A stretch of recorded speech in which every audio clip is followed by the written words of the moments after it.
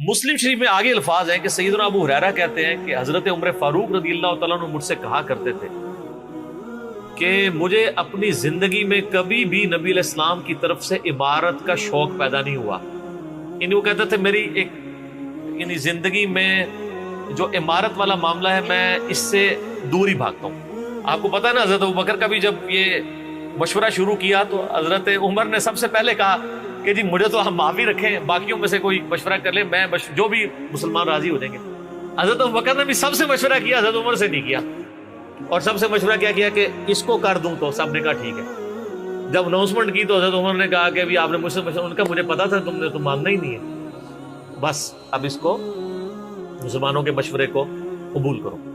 تو حضرت عمر کی ایک طبیعت میں ایک عاجزی والا معاملہ تھا, اور آپ دیکھ لیں کہ یہی عاجزی ہے جو ان کو ایمان کی طرف لے آئی ہے.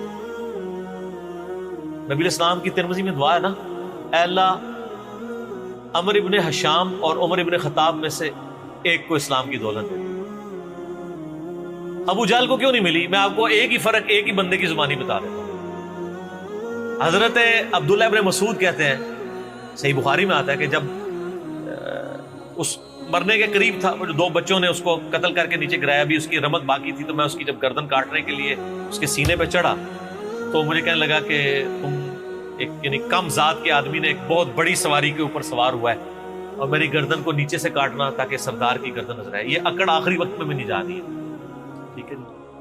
اور دوسری طرف آپ حضرت عمر فاروق رضی اللہ تعالیٰ عنہ کو دیکھیں کہ بلال حبشی کو کہہ رہے ہیں, صحیح بخاری میں حدیث ہے کہ ابو بکر ہمارے سید ہیں جنہوں نے ہمارے سید بلال کو آزاد کروایا.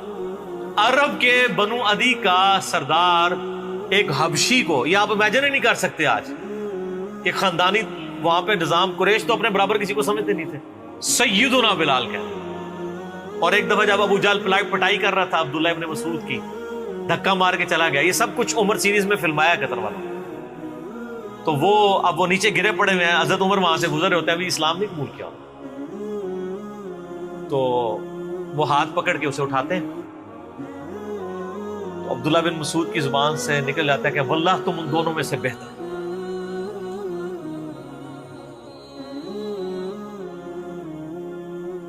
تو یعنی جو نبی علیہ السلام نے دو مانگے ہیں نا, ان میں سے تم بہتر, یعنی عاجزی ہے. یعنی ہے کافروں کی پارٹی میں اور میرے ساتھ بھی اس میں سلوک کر رہے ہیں, اور وہی ہوا, اللہ تعالیٰ نے ان کو قبول کر لیا. تو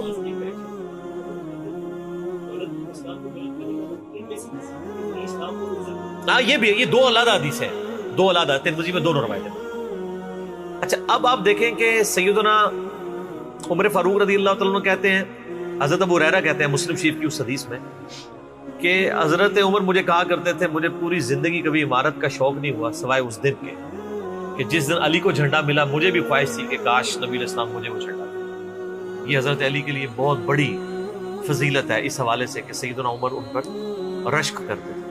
باقی ایک سنن کبریٰ البیہقی میں من گھڑت روایت ہے کہ حضرت عمر کہا کرتے تھے, وہ جو ایک بڑی مشہور بیان کر رہے ہوتے ہیں کہ جی وہ ستاروں کے برابر کس کی نیکی ہیں. حضرت عائشہ نے پوچھا ان کا بھی تیرے باپ کی ہیں, تو حضرت عمر کی ہیں, تو پوچھا کہ میرے باپ کی, ان کا بھی, ان کی تو ایک نیکی جو ہے وہ غار ثور کی سب پہ بھاری ہے. اس حدیث کو شیخ البانی نے, شیخ زبیل زئی صاحب نے, دونوں نے لکھا ہے یہ موضوع حدیث ہے, وضع کی گئی حدیث ہے, لیکن یہ ہمارے مسلمانوں کے بچے کو یاد ہے. جعلی حدیث ہے, ضعیف نہیں سر, گھڑی ہوئی حدیث ہے. اور جو مسلم شریف کی حدیث تھی وہ ہم نے آگے ایکسپلور کیا کہ حضرت عمر کہتے تھے مجھے علی پر رشک کہ مجھے وہ جھنڈا نہیں ملا اور علی کو ملا. دوسری طرف سیدنا علی بھی سیدنا عمر سے بڑی محبت کرتے تھے. ہاں, بخاری اور مسلم دونوں میں حدیث ہے, مشکات میں بھی آپ کو مل جائے گی, تیسری جلد میں حضرت ابو بکر عمر کے فضائل کے چیپٹر میں. عبداللہ ابن عباس کہتے ہیں کہ سیدنا عمر کی میت رکھی ہوئی تھی اور لوگ ان کی میت پہ رو رہے تھے اور اپنے اپنے انداز میں ان کے اوپر سلام پیش کر رہے تھے کہ آپ کی وجہ سے اللہ نے اسلام کو اتنا عروج دیا, رومن اور پرشین امپائر گر گئی, یرموک اور قادسیہ میں اللہ نے مسلمانوں کو فتوحات دی. اور کہتے ہیں اتنے میں ایک شخص میرے پیچھے آگے کھڑا ہوا, کیونکہ میں بھی میت کے سامنے بیٹھا ہوا تھا, اس نے میرے کندھے کے اوپر آ کے یوں کونی رکھ لی اور اس نے سیدنا عمر کی میت کو مخاطب کر کے کہا کہ اللہ تجھ پہ رحم کرے اے عمر ابن خطاب، میں نے اللہ کے محبوب صلی اللہ علیہ وآلہ وسلم سے بارہا سنا تھا کہ میں ابو بکر اور عمر فلاں جگہ گئے، میں ابو بکر اور عمر داخل ہوئے، میں ابو بکر اور عمر نکلے، مجھے امید تھی کہ تم اپنے ان دو ساتھیوں کے ساتھ جا کے ملو گے۔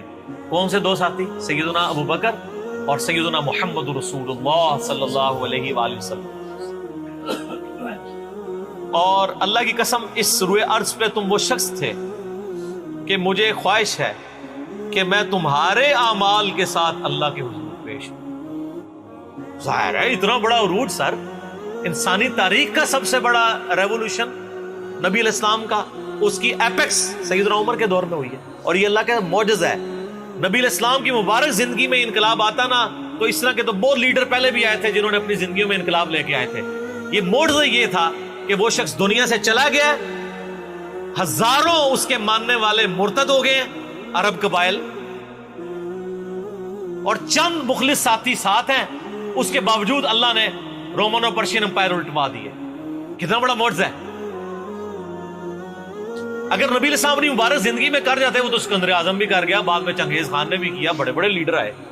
یہ ڈفرنس، ایک یہ ڈفرنس، اور دوسرا ڈفرنس یہ کہ نبی علیہ السلام نے اپنی وفات کے بعد 10 سال بعد، 20 سال بعد، 30 سال بعد، 50 سال بعد، ایون 500 1000 سال بعد ہونے والے واقعات کو بھی بیان فرما دیا کہ یہ ہوگا۔ آج تو ہم تاریخ میں دیکھ سکتے ہیں کہ وہ سب کچھ ہوا ہے۔ اگر آپ کو شوق ہو تو دلائل النبوہ امام بیہقی کی کتاب ہے، 3500 حدیث پہ، 5ویں صدی ہجری میں لکھی گئی ہے۔ اس میں 500 سال میں جو نبی علیہ السلام کی پروفیسیز پوری ہوئی ہیں نا، من و عن اسی طریقے سے موجود ہے۔ بخاری مسلم میں جو حدیثیں ہیں تاتاریوں سے جنگوں والی، وہ اس وقت تک نہیں ہوئی تھی، حدیثیں تو پہلے سے موجود تھی۔ آج تو ہم ان کو بھی درست مان رہے ہیں، ٹھیک ہے۔ نبی علیہ السلام نے پریڈکشن کی تھی کہ ان قریب کیسر روم ختم ہوگا، قیامت تک کوئی کیسر نہیں ہوگا، بخاری مسلم کی حدیث ہے، اور دیکھ لیں قیامت تک کوئی کیسر نہیں ہوا۔ ان قریب پرشین امپائر ختم ہوگی اور قیامت تک کوئی کسرا نہیں ہوگا۔ آج دیکھ لیں 1400 سال ہو گئے ہیں سر۔ یہ اسی طریقے سے ہے کہ میں کہوں کہ ان قریب امریکہ اور رشیا ختم ہو جائیں گے ود ان فیو ایئرس، اور قیامت تک کبھی ان کو پاورز نہیں ملیں گی جو کہ ابھی پاور ہیں اور جن کی صدیوں سے چل رہی ہیں، اور وہ پھر پاور بھی ان لوگوں کے ہاتھوں ہوئی ہے کہ جن کے پاس اسلحہ بھی نہیں تھا ان کے سے لڑنے کے لیے، مین پاور بھی نہیں تھی ان کے لیول کی، الٹوا دی اللہ تعالیٰ نے۔ تو سیدنا علی نے کہا کہ یعنی ابن عباس کہتے ہیں کہ حضرت عمر فاروق رضی اللہ تعالیٰ عنہ کی بیعت پہ یعنی یہ کلام وہ جو شخص میرے یعنی کندھے پہ کونی رکھ کے کر رہا تھا نا، تو میں نے جب اس کو مڑ کے دیکھا تو وہ علی بن ابی طالب تھے جو سیدنا عمر کے بارے میں یہ کلمات کہتے تھے۔ تو یعنی ان لوگوں کی للہ یہ تھی کہ وہ تعریف کیا کرتے تھے، کوئی آر محسوس نہیں کیا کرتے۔ اور آپ دیکھیں سیدنا عمر کی بھی کتنی محبت تھی سیدنا علی سے کہ جب کبھی بھی فارن ٹور پہ جاتے تھے اپنی جگہ حضرت علی کو خلیفہ بنا کے جاتے تھے، کیونکہ نبی علیہ السلام جب تبوک پہ گئے تھے تو سیدنا علی کو چھوڑ کے گئے تھے۔ بخاری مسلم میں آتا ہے حضرت علی رو پڑے، پہلا اور آخری موقع تھا کہ جنگ میں نہیں گئے، تو فرمایا تم اس پہ راضی نہیں ہو، تمہاری میرے ساتھ وہی نسبت ہے جو ہارون کی موسیٰ کے ساتھ، مگر میرے بعد کوئی نبی نہیں۔ تو حضرت عمر اس سنت میں عمل کرتے تھے۔ جب بھی وہ جاتے تھے، جب بیت المقدس فتح ہوا، چابیوں کے لیے انہوں نے بلایا، سیدنا علی کو اپنی جگہ چھوڑ کے گئے، اس سنت پہ عمل کیا کرتے۔ اور یہ بات شیعہ کے ہاں بھی ملتی ہے۔ میری ایک شیعہ عالم کے ساتھ ایک دفعہ بحث ہوئی، 2011-12 کی بات ہے، تو مجھے کہنے لگے کہ حضرت عمر جو ہے نا حضرت علی کو خلیفہ بنانے میں مخلص نہیں تھے، اسی لیے انہوں نے 6 رکنی کمیٹی بنائی، ان کو چاہیے تھا ڈائریکٹ حضرت عمر حضرت علی کو نامزد کرتے۔ تو میں نے کہا اس کے پیچھے ریزن کیا ہے، وہ تو حضرت عمر نے خود بتائی ہے، بخاری مسلم دونوں میں حدیث ہے۔ ابن عمر کہتے ہیں جب حضرت عمر کو زخم لگا اور اب ہمیں یقین ہو گیا کہ وہ جانور نہیں ہوں گے، کھاتے تھے تو انتڑیاں کٹ چکی تھی، یہیں سے وہ سب کچھ نکل جاتا تھا، تو ہم نے عرض کیا کہ اپنا خلیفہ کسی کو نامزد کر دیں۔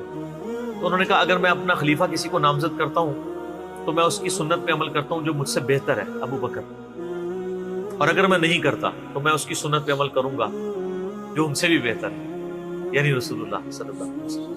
ابن عمر کہتے ہیں جب میں نے حضرت عمر کی یہ بات سنی نا تو مجھے سمجھ آ گئی کہ اب حضرت عمر کسی کو نہیں بنائیں گے، کیونکہ وہ ہمیشہ ہر معاملے میں نبی علیہ السلام کی سنت کو پرائورٹی دیتے تھے.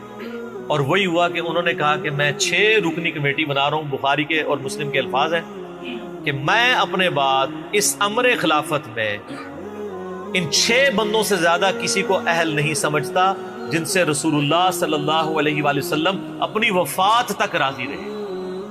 اور فرمایا علی، عثمان، طلحہ، زبیر، عبد الرحمن بن عوف، سعد بن ابی وقاص. اچھا یہ کون ہے؟ عشرہ مبشرہ ہیں. عشرہ مبشرہ میں سے یہ 6 بندے باقی تھے اور ایک 7واں بھی تھا. اس کا نام اس نے لیا کہ ان کا بہنوئی تھا، سعید ابن زید. وہ تو معاویہ کے دور میں جا کے فوت ہوئے ہیں نا. سعید ابن زید تو بہت بعد میں فوت ہوئے. اور اسی بخاری میں الفاظ ہیں کہ عبداللہ بن عمر کو مشورے میں ضرور شامل کرنا لیکن اس کو کوئی خلیفہ نہ چنے. اور کہا کہ سعد ابن ابی وقاص پہ اگر تم متفق ہو جاؤ تو اسے خلیفہ چن لینا، اور میری اس بات کو دلیل نہ بنانا کہ میں نے اسے معزول کیا تھا پرشین امپائر کی گورنری سے. کہیں ایسا نہ ہو کہ تم اس پہ متفق اور کہو کہ اس کو تو عمر نے اتارا ہوا تھا، این ادھر رہنے دو. اس 62F لگ گئی ہے. یہ 62F ہے ہی جعلی چیز ہے. اسلام میں کوئی 62F نہیں ہے. اسلام میں یہ نہیں ہے کہ آپ کو مطلب موت کے غرغرے تک توبہ قبول ہے. آپ ایک بندے کے ساتھ معاملہ ہو جاتا ہے اور وہ توبہ طائب ہو جاتا ہے تو بس ٹھیک ہے. وہ تا حیات نائل کوئی نہیں ہوتا. اسلام میں کوئی تا حیات نہیں ہے. اللہ تعالیٰ کے ساتھ گستاخی کرنے والے کے لیے بھی جامعہ ترمذی میں حدیث ہے کہ موت کے غرغرے تک جو ہے وہ توبہ کا دروازہ کھلا ہوا ہے، موت کے غرغرے سے پہلے. تو 62F نہ لگا دینا اس پہ. وہ ایک معاملہ تھا، وہ حضرت عمر کسی کو 4 سال زیادہ گورنر رہنے نہیں دیتے تھے، انہوں نے ان کو ہٹا دیا. تو یعنی ان لوگوں کی یہ للہیت ہوا کرتی. تو میں نے اس کو کہا کہ دیکھو کہ یہ وجہ تھی کہ انہوں نے نبی الاسلام کی سنت پہ عمل کیا کہ میں ان 6 بندوں سے نبی الاسلام راضی تھے، میں اس کمیٹی بناؤں گا. میں اور اس میں الفاظ ہیں بخاری مسلم میں کہ میں زندگی بھر تمہارا بوجھ اٹھاتا رہا، اپنے مرنے کے بعد تمہارا بوجھ نہیں اٹھاؤں گا، تم خود اپنا خلیفہ چن لینا ان 6 میں سے. یعنی میں کسی کو نامینیٹ نہیں کروں گا. دوسرا میں نے اس شیعہ عالم سے یہ بات کی کہ حضرت عمر اتنے بڑے رسک کے اوپر تھے کہ جس نے پوری دنیا کو الٹ دیا ہے، اور وہ چند بندے لے کے رومن اور پرشین امپائر کا وزٹ کر رہا ہے. کوئی بھی قافلہ ان پہ حملہ کر کے ان کو شہید کر سکتا تھا. اور اگر خدا نہ خواستہ اس دوران وہ شہید ہو جاتے تو حضرت علی آٹومیٹکلی خلیفہ ہوتے کیونکہ ان کو چھوڑ کے گئے ہوئے تھے. یہ ان کا اخلاص تھا. پھر سیدنا عمر نے حضرت علی کو چیف جسٹس لگایا ہوا تھا حجاز کا. چیف جسٹس آج کل نہیں سنبھالا جا رہا، اور اس زمانے میں جب اسلام کا دور دورہ ہو، عدل کا نظام ہو، اور تینوں جو زہد کے امام تھے نا حضرت عمر نے ان کو چیف جسٹس لگایا تھا. رومن امپائر گری، اصحاب صفہ میں سے ابو درداء کو لگایا، سب سے غریب ترین صحابی. یہ ان کا کرائٹیریا تھا. ابو سفیان، بڑے بڑے لوگ جو اینڈ پہ مسلمان ہوئے، یہ لائنیں بنا کے کھڑے رہتے تھے. حضرت عمر ان کو نہیں ملتے تھے جب تک باقیوں سے فارغ نہ ہو جائے. وہ کہتے تھے ہم سردار. ان کا نہیں، تم اسلام میں بعد میں آئے ہو. اور وہ مہاجرین کے وظیفے اور اصحاب بدر کے وظیفے انہوں نے باقیوں سے ڈبل لگائے ہوئے تھے کہ انہوں نے برے وقت میں اسلام کا ساتھ. اور پرشین امپائر گری، عبداللہ ابن مسعود، زہد ترین صحابی، زہد کے امام، ان کو وہاں پہ چیف جسٹس لگایا. اور حجاز کے اندر سیدنا علی کو لگایا. اور اس سے بھی بڑھ کے سیدنا علی ابن ابی طالب کی ایک بیٹی ہے ام کلثوم، سیدہ فاطمہ سے ان کا رشتہ مانگا سیدنا عمر کہ میرا اہل بیت رسول کے ساتھ رشتہ بنا. صحیح بخاری میں بھی اس کا ذکر اشارتاً موجود ہے ام کلثوم کا. شیعہ اور سنی دونوں کے ہاں ان کی کتابیں تو مانتی ہیں، بابے نہ مانے تو علیحدہ بات ہے. کتابوں میں موجود ہے کہ سیدنا عمر فاروق کی بیوی تھی ام کلثوم، اور سلام اللہ علیہا. اس کی وجہ سے یعنی انہوں نے ایک فخر محسوس کیا کہ میرا اہل بیت کے ساتھ ایک رشتہ داری والا معاملہ ہو جائے. تو سیدنا عمر اس طرح کے معاملات کے اندر اہل بیت کے ساتھ بہت حسن سلوک والا معاملہ کیا کرتے تھے. اگرچہ ان کی طبیعت میں سختی ضرور تھی لیکن جو دین کے معاملے میں تھی وہ ساری سختی اپنی ذات کے معاملے میں نہیں ہوا کرتی.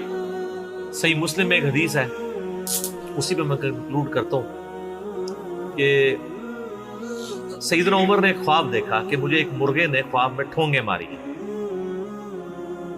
انہوں نے پھر اگلے دن خطبہ دیا. انہوں نے کہا کہ میں نے خواب میں دیکھا ہے کہ اس طرح مجھے ایک مرغ نے چونچے ماری ہیں خواب کے اندر. میں نے اس کی تعبیر یہ کی ہے کہ عنقریب مجھے قتل کر دیا، اور اگر بائی چانس اچانک میں مار دیا جاؤں، یہ تو کسی کو نہیں پتا تھا کہ وہ ایک تقریباً 3-4 دن تک زخمی حالت میں ہوش میں رہیں گے. اچانک بھی تو مر سکتے تھے اگر گردن اتر جاتی. اگر میں اچانک مار دیا جاؤں تو تم اس امر خلافت کو ان 6 بندوں سے باہر نہ جانے دینا. صحیح مسلم میں ان 6 بندوں کے نام نہیں ہیں، لیکن بخاری میں وہ نام بھی ہیں: سیدنا علی، عثمان، طلحہ، زبیر، عبد الرحمن بن عوف اور سعد بن ابی وقاص. اور انہوں نے کنسنسس کے ساتھ پھر بعد میں سیدنا علی اور عثمان ہی بچ گئے تھے، ان میں ٹائی پڑ گئی تھی تو الٹیمیٹلی پھر حضرت عثمان کو چن لیا گیا. تو اگر میں اچانک مار دیا جاؤں تو ان 6 بندوں سے باہر کسی کو خلیفہ نہ چننا. اور مجھے پتا ہے کہ جب تم ان 6 بندوں میں سے کسی کو خلیفہ چنو گے تو کچھ لوگ تمہاری مخالفت کریں گے، اور یہ وہی لوگ ہیں جن کو میں نے اسلام کی خاطر اپنے ہاتھوں سے مارا ہوا ہے. یعنی وہ لوگ جو بالکل اینڈ پہ مسلمان ہوئے ہیں، جن سے ہم نے غزوہ بدر، خندق، احد لڑی ہوئی ہے. اب یہ اینڈ پہ مسلمان ہوئے ہیں، چونکہ وہاں پہ بھی انہوں نے حکمرانی دیکھی ہوئی ہے، تو یہاں پہ بھی ان کی خواہش یہ ہوگی کہ ان میں سے کسی کو خلیفہ چنا جائے. تو جب تم دیکھو کہ ایسے لوگ اس خلافت کے دشمن ہیں، ان 6 میں سے کسی بندے کی خلافت کی مخالفت کر رہے ہیں، تو تم سمجھ لینا کہ یہ لوگ اللہ کے دشمن، اور دوسرے الفاظ تو بڑے سخت ہیں، کافر ہیں.